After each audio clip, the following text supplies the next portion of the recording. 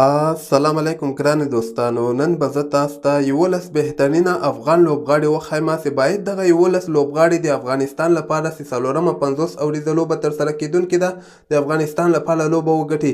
که چیرته دغه 11 بهترینه لوبغاړي د افغانستان لپاره لوبه وګټي نو افغانستان به د آیلینډ نه دغه څلورمه چې ډیره مهمه لوبه ده د افغانستان لپاره، دغه به آیلینډ ډیره په اسانۍ سره وګټي. نو دوستانو که تاسو ما سره موافق یاستئ نو دغه ویډیو تاسو حتما لایک کړئ او خپلو دوستانو سره یې شریکه کړئ.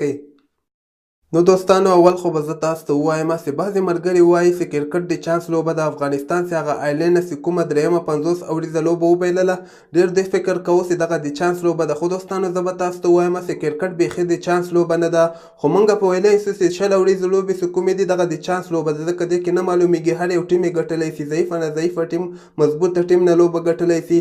خو دوستانو دغه 50 اوریزې لوبې چې کومې دي یا ټیسټ لوبې چې کومې دي دغه ډېر مشکله ده، چانس لوبې نه دي، دغه د خواري لوبې دي، د محنت لوبې دي. کوم ټیم زیات محنت کوي هماغه ټیم کولی شي بیا دغه لوبې وګټي. تاسو وګورئ دغه انټرنیشنل ټیمونه وګورئ څومره زیاته خواري کوي، سیریزو نه مخکې څومره خواري کوي، همدغسې بیا سیریز نه مخکې دوی یو میاشت مخکې ورته خواري شروع کړي او پریکټیسونه کوي او غټ غټ لیګونه کې لوبې ترسره کوي چې خپله فارم کې راسي او د خپل ټیم لپاره ښه پرفارمنس ورکړي. او بعضو ملګرو دا خبره هم کړې ده چې آیلینډ کمزوره ټیم نه ده. دوستانو زه به تاسو ته ووایم تاسو د آیلینډ هغه تېر ریکارډ وګورئ، دوی چې انګلینډ سره لوبه ترسره کړې ده یا د پاکستان سره دوی لوبه ترسره کړې ده. پاکستان ورباندې په یو میچ کې 380 رنزه وکړل، په بل میچ کې ورباندې 360 رنزه وکړل، همدغسې انګلینډ په 460 رنزه وکړل. استرالیا سره تاسو د دوی دغه تېر ریکارډونه وګورئ، دغه انګلینډ غوندې ټیم سره یې کړي یا د پاکستان غوندې ټیم سره یې کړي، دغه مضبوط ټیمونو سره د دوی تاسو ریکارډ وګورئ چې دوی باندې سم ریکارډونه جوړ کړي دي.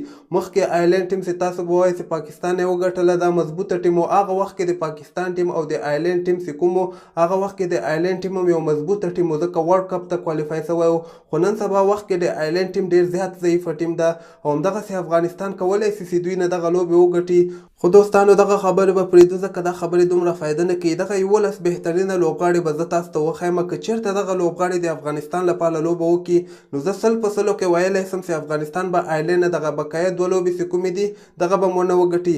دوستانو اول خو به زه تاسو ته ووایم چې د آیلینډ او د افغانستان څلورمه 50 اوریزه لوبه چې کومه ده هغه به د 8 مارچ او د جمعې په ورځ باندې به شروع کېږي چې د افغانستان په وخت به د غرمې 12 بجې کې شروع کېږي او دغه لوبه د افغانستان لپاره ډېره زیاته مهمه ده. که چېرته افغانستان غواړي چې آیلینډ نه دغه سیریز وګټي نو باید دغه راروانې 2 لوبې چې کومې دي دغه دواړه ورنه وګټي. که چېرته افغانستان دغه 2 لوبو کې یوه وګټله او یوه یې وبایلله نو بیا به دغه سیریز ډرا سي، نو افغانستان ته پکار ده چې دواړه لوبې آیلینډ نه وګټي.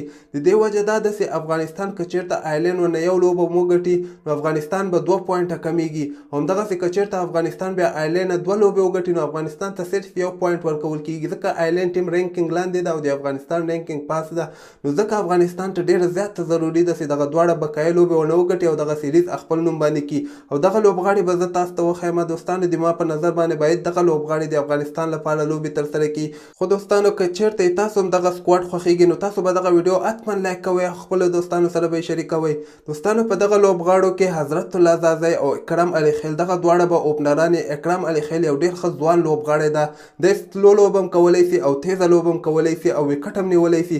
نن سبا د شهزاد محمدي فارم ډېر زیات خراب ده، نو شهزاد محمدي باید دوی ډراپ کړي او د هغه په ځای باندې اکرم علي خیل ته چانس ورکړل شي، ځکه اکرم علي خیل یو ډېر ښه وکټ کیپر بیټسمین ده او کیپینګ هم ډېر زیات ښه ده، کیچونه ورنه نه مس کېږي، همدغسې سټمپونه ورنه نه مس کېږي.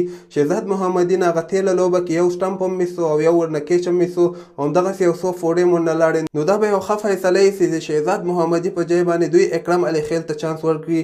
همدغسې په ون ډاون پوزیشن باندې باید رحمت شاه راووځي، همدغسې رحمت شاه نه بعد باید حشمت الله شهیدي راووځي او حشمت الله شهیدي نه بعد باید اصغر افغان راووځي او اصغر افغان نه بعد باید محمد نبي راووځي، همدغسې محمد نبي نه بعد نجیب زدران راووځي او اتم پوزیشن باندې بیا رشید خان راووځي او همدغسې په دغه لوبه کې باید 2 فاسټ بالران لوبه ترسره کړي، یو به دولت زدران سي او بل به سید شیرزاد سي، همدغسې اخرنی لوبغاړی چې کوم ده هغه به مجیب زدران سي. نو دوستانو که موږ دغه سکواډ ته وګورو نو دغه سکواډ یو بهترینه سکواډ ده، ځکه افغانستان مکمل بالران به سي، 15 به کمپلیټ بالران سي، پارټ ټایم بالر ته ضرورت هم نشته، همدغسې دولت زدران همدغسې سید شیرزاد دغه دواړه به فاسټ بالران سي. مجیب زدران، رشید خان او محمد نبی دغه درې به د افغانستان لپاره سپین بالران سي او که چیرته دوی غواړي چې پارت ټایم کې کوم بالر ته بالینګ ورکړي، رحمت شاه بیا بالینګ کولی سي نو دوی رحمت شاه ته بالینګ ورکولی سي او حشمت الله شاهدي آف سپین کولی سي. نو دغه دواړه پارت ټایم بالران افغانستان سره داسې نن په ټیم کې موجوده دي. نو دوستانو تاسو ته دغه سکواډ څنګه ښکاري لاندې په کمنټ کې ولیکئ. امید لرم دوستانو چې تاسو به ما سره موافق یاستئ. دوستانو که تاسو ما سره موافق یاستئ نو دغه ویډیو تاسو حتما لایک کړئ او شیر کړئ او همدغسې د کرکټ په هکله باندې نوي خبرونه که تاسو ځان خبرور غواړئ نو دغه چینل در سره سبسکرایب کولی سئ. لاندې په سور خط باندې سبسکرایب لیکل سوی ده، په دغه باندې کلیک کړئ. دې سره څنګ کې یو بیل آیکن هم ده، په هغې باندې مطمئن کلیک کړئ او نور دې خپل ځان ډېر خیال کوئ. الله پامان.